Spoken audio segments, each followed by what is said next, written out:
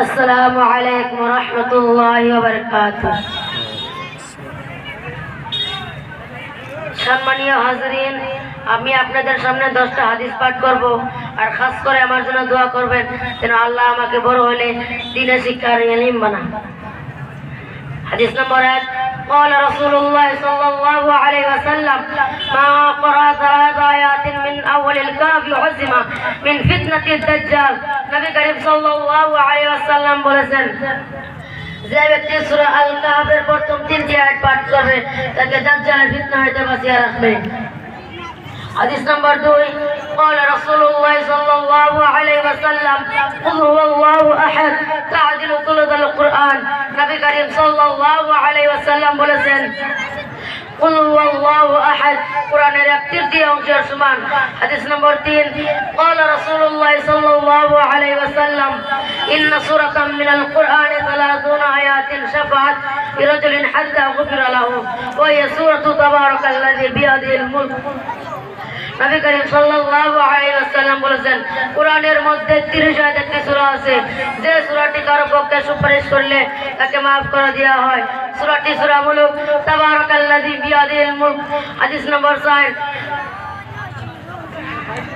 হাদিস নম্বর 7, قال رسول الله صلى الله عليه وسلم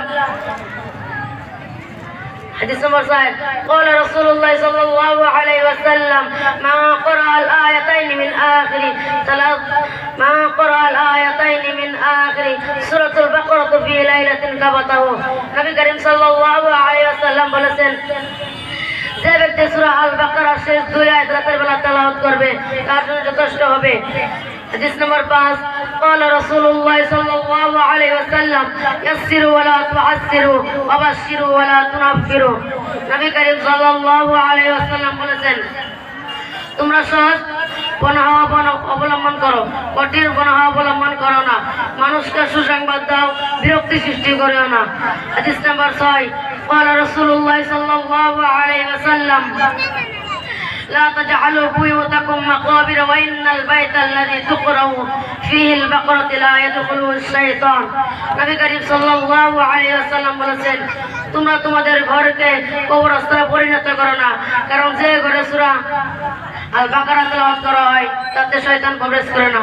হাদিস নম্বর 7, قال رسول الله صلى الله عليه وسلم يقال لصاحب القرآن اقرأ وارتقي ورتل كما كنت ترتل في الدنيا وإن منزلتك عند آخر آية تقرأ بها।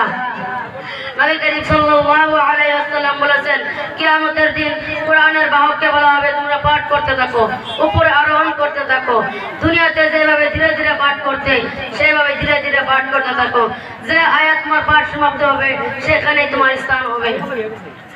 হাদিস নম্বর 8, قال كان النبي صلى الله عليه وسلم يتخولنا بالموعظة في الأيام كراهة السامة علينا।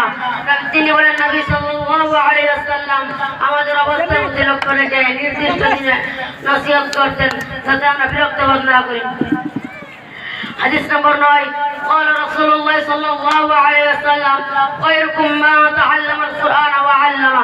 নবী সাল্লাল্লাহু আলাইহি ওয়াসাল্লাম বলেছেন, তোমাদের মধ্যে সেই লোকেরা উত্তম যে কোরআন শিক্ষা করে এবং অন্যকে শেখায়। হাদিস নম্বর 10, قال رسول الله صلى الله عليه وسلم ما خلق الله من سماء على أرض أعظم من آية الكرسي। নবী করিম সাল্লাল্লাহু আলাইহি ওয়াসাল্লাম বলেছেন, আসমান জমিনের মধ্যে আয়াতুল কুরসি চাইতে মহান আর কিছুই আল্লাহ তাআলা সৃষ্টি করেননি। আসসালামু আলাইকুম ওয়া রাহমাতুল্লাহি ওয়া বারাকাতুহু। মাশাআল্লাহ।